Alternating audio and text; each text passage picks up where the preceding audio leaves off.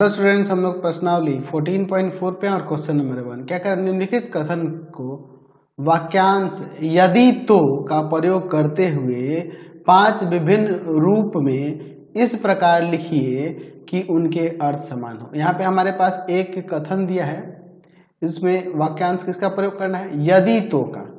यदि तो का प्रयोग करके हम लोग इसी के जैसा समान अर्थ वाला हमें 5 विभिन्न रूप में कथन लिखना है। यहाँ क्या है कथन? यदि एक प्राकृत संख्या विषम है तो उसका वर्ग भी विषम है। ठीक है, अगर कोई प्राकृत संख्या जैसे 1 लेते हैं, 1 का वर्ग क्या होगा? 1 होगा।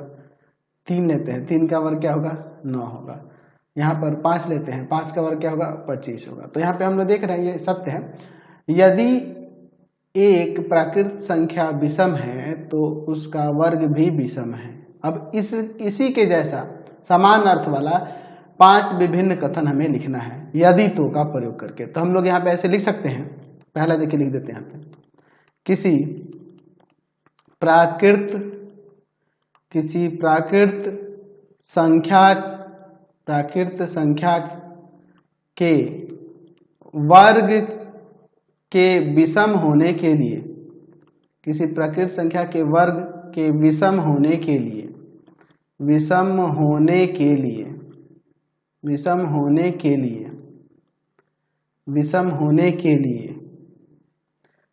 यह पर्याप्त है कि संख्या विषम है। अच्छा, और देखिए दूसरा क्या हो सकता है? हम लोग यहाँ पे लिख सकते हैं कि कोई प्राकृत संख्या विषम है केवल यदि उसका वर्ग विषम है। ठीक है, चलिए और क्या हो सकता है?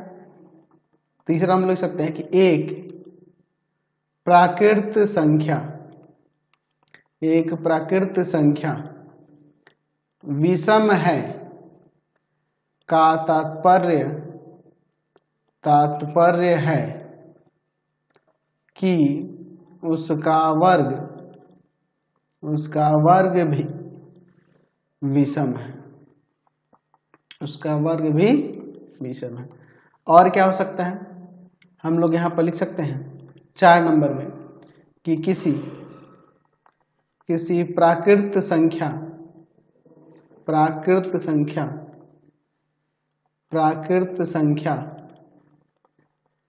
के विषम होने के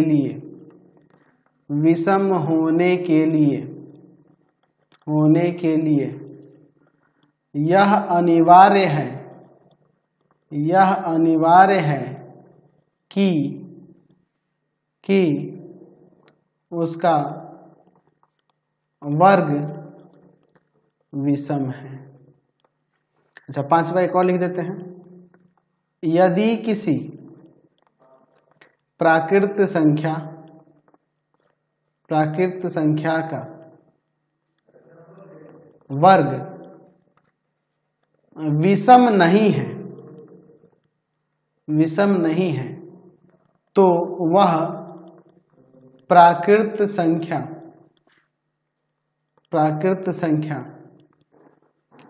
विषम नहीं है। इस तरह से भी तो लिख सकते हैं ना। आपको मैंने बता रखा है प्रतिधनात्मक कथनों के बारे में, तो ये प्रतिधनात्मक मैंने यहाँ पे लिखा है। तो समझ गए, सबका मीनिंग एक ही निकल के आ रहा है कि यदि एक प्राकृत संख्या विषम है तो उसका वर्ग भी विषम है। ठीक है, क्वेश्चन नंबर